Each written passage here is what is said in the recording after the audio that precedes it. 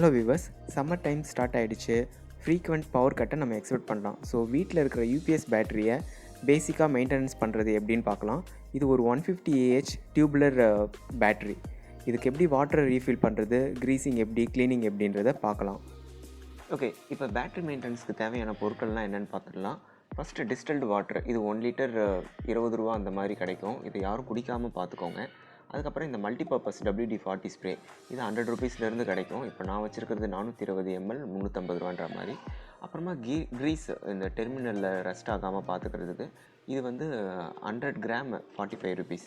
அப்புறமா நீங்கள் கண்ணுக்கு ப்ரொடக்டிவ், ஏன்னா இது பேட்டரி ஆப்ரேட் பண்ணுறதுனால ஸ்பார்க் இருக்கலாம், கெமிக்கலை ஸ்ப்ரே பண்ணுறப்போ கண்ணில் படுறான். ஸோ உங்கள் கண்ணுக்கு ப்ரொடக்டிவாக, ஃபேஸ்க்கு ப்ரொடக்டிவாக நீங்கள் என்னன்னாலும் போட்டுக்கோங்க. ப்ளஸ் கையில் க்ளவுஸு, அப்புறமா போல்ட்டில் லூஸ் பண்ணுறதுக்கு ஏதாவது ஒரு டூல்ஸு, அவ்வளோதான். இது இருந்தால் போதும்.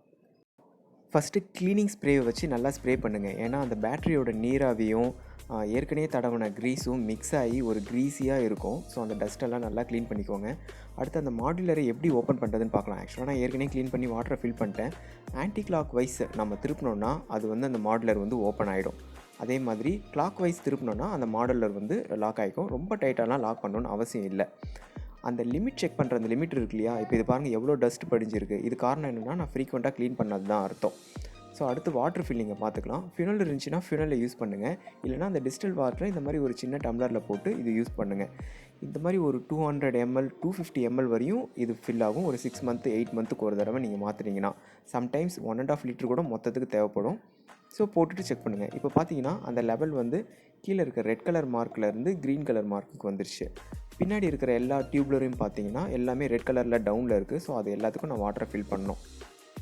எல்லா டியூபையும் வாட்டரை ஃபில் பண்ணிவிட்டு ஸ்ப்ரேவை கிளாத்தால் க்ளீன் பண்ணதுக்கப்புறம் இந்த டெர்மினலை வந்து என்ன தான் ஸ்ப்ரேவை வச்சு க்ளீன் பண்ணாலும் க்ரீஸும் போடுறது தான் பெஸ்ட்டு. ஏன்னா அந்த ஸ்ப்ரே வந்து கொஞ்ச நாள் தான் இருக்கும், க்ரீஸ் வந்து பல மாதம் வரையும் இருக்கும்.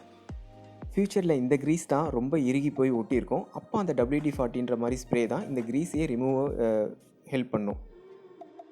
இந்த பேட்டரியோட டெர்மினல் ரொம்ப ட்ரை ஆகி கிட்டத்தட்ட ரஸ்ட் படிகிற ஸ்டேஜுக்கு போயிடுச்சு. ஸோ இப்போ வந்து நான் என்னென்ன பண்ணணுமோ எல்லாத்தையுமே பண்ணிட்டேன். கம்ப்ளீட்டாக க்ரீஸை டெர்மினலில் பூசிட்டேன். இப்போ பார்த்தீங்கன்னா இந்த மாதிரி இருக்கும்.